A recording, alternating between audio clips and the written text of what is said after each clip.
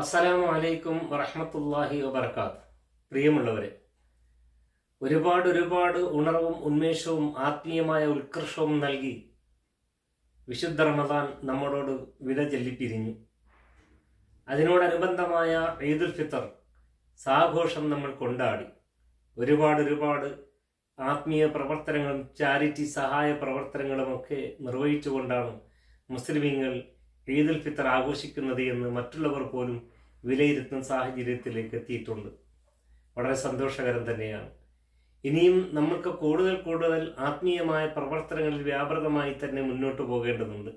കാരണം അള്ളാഹു നമുക്ക് നൽകിയിട്ടുള്ള അനുഗ്രഹങ്ങൾ നമുക്ക് എണ്ണിത്തിട്ടപ്പെടുത്താൻ കഴിയാത്തത്രയും വിപുലമാണ്. അത്രയും നമുക്ക് നന്മകൾ ചെയ്യാനുള്ള സമയം നമുക്ക് കുറവുമാണ്. ഈ സന്ദർഭത്തിലാണ് ഇമാം മുസ്ലിം ഉദ്ധരിക്കുന്ന ഒരു ഹദീസ് വളരെ ശ്രദ്ധേയമാകുന്നത്.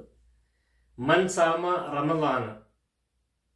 റമദാന സുമ്മ അത്ബഅഹു സിത്തൻ മിൻ ശവ്വാൽ കാന കസിയാമി ദഹർ. വളരെ ശ്രദ്ധേയമാണ്, വളരെ ഉന്മേഷം നൽകുന്ന ഒരു നിർദ്ദേശമാണ്. ആരൊരുവരാണോ റമദാൻ നോമ്പ് അനുഷ്ഠിക്കുകയും അതിനെ തുടർന്ന് റമദാനിന് ശേഷം അതിനെ തുടർന്ന് ഒരു 6 നോമ്പുകൾ ശവ്വാലിൽ നിന്ന് അനുഷ്ഠിക്കുകയും ചെയ്യുന്നത്, അവൻ ഒരു വർഷം മുഴുവനും നോമ്പനുഷ്ഠിച്ചവനെ പോലെയാണ്. ഒരു വർഷം നിരന്തരമായി നമുക്ക് നോമ്പനുഷ്ഠിക്കുക എന്നത് സാധ്യമായ കാര്യമല്ല. എങ്കിൽ കൂടിയും ഒരു വർഷം മുഴുവനും അള്ളാഹുവിൻ്റെ മാർഗത്തിൽ അവൻ്റെ ഇഷ്ടം തേടി അവന് വേണ്ടി നാം ത്യാഗം അനുഭവിച്ച് നോമ്പനുഷ്ഠിക്കുന്നവനെ പോലെ പ്രതിഫലാർഹമാകുന്ന ഒരു കാര്യമാണ് ശവ്വാലിലെ 6 നോമ്പനുഷ്ഠിക്കുന്നത് എന്നാണ്. നമുക്കറിയാം, റമദാൻ ശരീഫ് ഒരു മാസമാണ്. ആ ഒരു മാസം എന്ന് പറയുന്നത് ഒരു അമൽ സാലിഹാത്തിന് 10 പ്രതിഫലമാണുള്ളത്. അപ്പോൾ ഒരു മാസം നമ്മൾ നോമ്പനുഷ്ഠാനം നിർവഹിച്ചപ്പോൾ 10 മാസം നമ്മൾ നോമ്പനുഷ്ഠിച്ച പ്രതിഫലം ലഭ്യമായി. പിന്നെ സിത്തും മിൻ ശവ്വാൽ, ശവ്വാലിലെ ഒരു 6 നോമ്പുകൾ കൂടി നമ്മൾ അനുഷ്ഠിക്കുമ്പോൾ 3 6 എന്ന കണക്ക് വരുമ്പോൾ ഏതാണ്ട് 30 2 മാസം കൂടി ചേരുകയാണ്. അപ്പോൾ 10 മാസം റമദാനിലെ നോമ്പനുഷ്ഠിക്കുക വഴി 10 മാസവും പിന്നീട് ശവ്വാലിലെ ഒരു 6 മാസവും കൂടി കൂടുമ്പോൾ 12 മാസം, ഇങ്ങനെ ഒരു വർഷം മുഴുവനും നോമ്പനുഷ്ഠിച്ച പ്രതിഫലം ലഭ്യമാകുന്ന സൗഭാഗ്യശാലികൾ നമ്മളായിത്തീരുകയാണ്.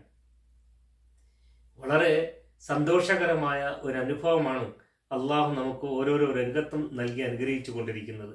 സ്നേഹമുള്ളവരെ, സാധ്യമാകുന്ന നമ്മൾ ഓരോരുത്തരും ശവ്വാലിലെ ഈ 6 നോമ്പുകൾ കൂടി അനുഷ്ഠിക്കേണ്ടതാണ്. അത് തുടർച്ചയായി തന്നെ അനുഷ്ഠിക്കുക എന്നതായാൽ വളരെ അഭികാമ്യമാണ്. പെട്ടെന്ന് നമുക്ക് അതിൻ്റെ ബാധ്യതയിൽ നിന്ന് ഒഴിവാകുകയും നമ്മൾക്ക് ആ ഉത്തരവാദിത്വം പൂർത്തീകരിക്കാൻ കഴിയുകയും ചെയ്യും. എന്നാൽ സാധ്യത എങ്ങനെയാണോ ആ സാധ്യതക്കനുസരിച്ച് ഇടവിട്ടും നമുക്ക് ആ നോമ്പുകൾ അനുഷ്ഠിക്കാവുന്നതാണ്, വിരോധമില്ലാത്തതാണ്. ഇനി ആർക്കെങ്കിലും റമദാൻ ശരീഫിലെ ഏതെങ്കിലും നോമ്പ് വിട്ടുപോയതായിട്ടുണ്ട് എങ്കിൽ ആദ്യമായി അനുഷ്ഠിക്കേണ്ടത് ആ നോമ്പ് തന്നെയാണ്. അത് തന്നെയാണ് ഖളാ വീട്ടേണ്ടത്. അതിനുശേഷമാണ് ഈ 6 നോമ്പ് അനുഷ്ഠിക്കുകയും ചെയ്യേണ്ടത്. ഇനി തുടർന്നും നമ്മുടെയൊക്കെ ജീവിതത്തിൽ ഓരോരോ സന്ദർഭത്തിലും സാധ്യമാകുന്ന നോമ്പനുഷ്ഠാനങ്ങൾ നമുക്ക് നിർവഹിക്കാൻ കഴിയുന്നവകൾ നമ്മൾ നിർവഹിക്കണം. ഇതിൽ നിന്നും നമ്മൾ ഉൾക്കൊണ്ട ഉത്തേജനം അതിനൊരു കാരണമായി തീരുകയും ചെയ്യേണ്ടതുണ്ട്. അത് തിങ്കളാഴ്ച ദിവസവും വ്യാഴാഴ്ച ദിവസവും അതോടൊപ്പം തന്നെ എല്ലാ ചന്ദ്രമാസത്തിൻ്റെയും 13, 14, 15 ദിവസങ്ങളിലെ നോമ്പനുഷ്ഠാനങ്ങളൊക്കെ മുസ്തഫായ റസൂലുള്ളാഹി സ്വല്ലല്ലാഹു അലൈഹി വസല്ലമ നമുക്ക് സുന്നത്താക്കി നൽകിയിട്ടുള്ള നിർദ്ദേശിക്കപ്പെട്ടിട്ടുള്ള നോമ്പുകളാണ്.